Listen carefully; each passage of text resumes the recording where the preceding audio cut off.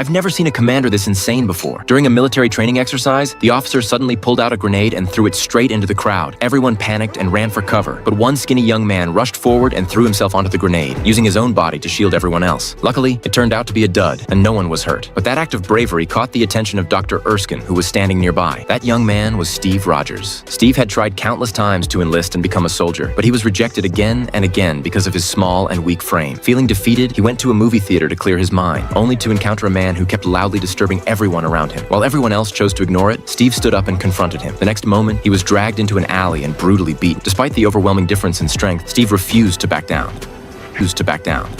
When he was about to collapse, his best friend Bucky arrived in time and easily took down the bully. Later, Bucky brought Steve to a technology exhibition. On stage, Howard was showing off Stark Industries' latest invention, a futuristic magnetic levitation car. But none of it could capture Steve's attention. His eyes were fixed on the military recruitment poster hanging on the wall. Unwilling to give up on his dream, Steve returned to the recruitment center for another physical exam. He expected to be rejected once again, but surprisingly, the fake information he had used countless times to try and enlist caught Dr. Erskine's attention instead. When he asked Steve why he wanted to become a soldier, I don't want to kill anyone.